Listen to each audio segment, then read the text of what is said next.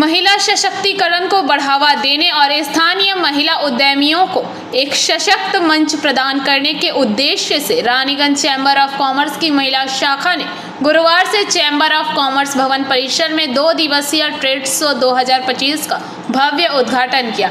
इस अनोखे मेले में रानीगंज और आसपास के क्षेत्रों से आई महिला उद्यमियों द्वारा हस्त निर्मित और विभिन्न प्रकार की सामग्रियों के स्टॉल लगाए गए ताकि उन्हें अपने उत्पादों के लिए सीधा बाजार मिल सके।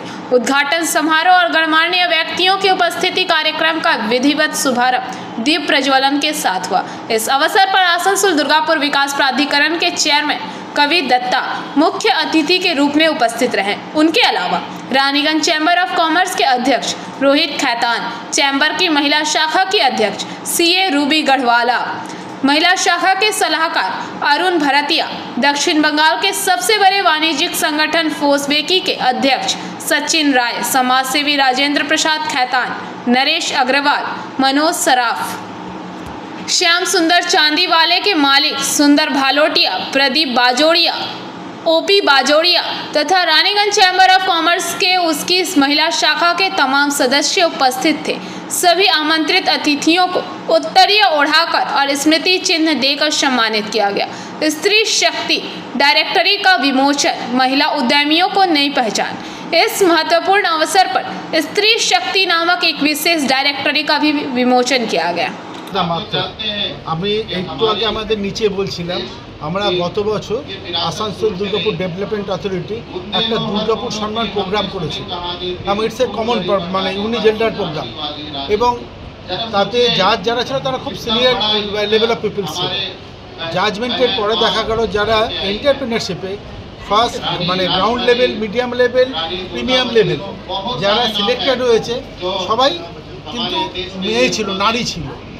আমি আপনাদেরকে বলছি একদম যেটা প্রথম থেকে যদি বলি আমি সুকন্যা মুখার্জি, আমাদের বর্ষা খৈতান, নন্দিনী চৌধুরী, তিনজনের আপনারা খোঁজ নিয়ে দেখুন।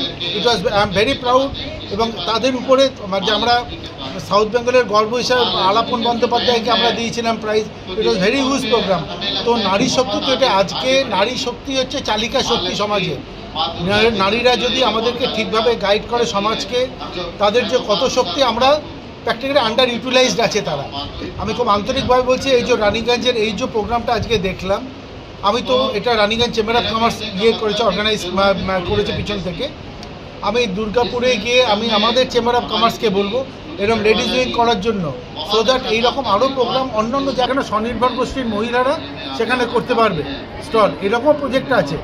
কিন্তু মেয়েরা যেভাবে এগিয়ে এসছেন, এখন আমাদের ওয়েস্ট বেঙ্গলে 24% অফ শুনলেন তো মেয়েরা হচ্ছে এখানে স্বনির্ভর। এটা ভাবা যায় এটা কত বড়, তারা কেউ না কোনো কাজের সঙ্গে যুক্ত। স্বনির্ভর বলতে আমি বলছি কাজের সঙ্গে যুক্ত। 24% অফ ওমেন, এটা তো অনেক বড় ব্যাপার। তো এই 24 থেকে আমি আশা করবো কিছুদিন পরে 42 হয়ে যাবে, তারপর আরও বেশি হয়ে যাবে। এটা আমরা যারা স্থায়িত্ব দেওয়ার জন্য কোনো ভাবনা চিন্তা পরিকল্পনা কি নিয়ে এই তাদের স্থায়িত্ব আকারে কিছু ওয়ার্কিং গার্ল তো শুধু তো দোকান করার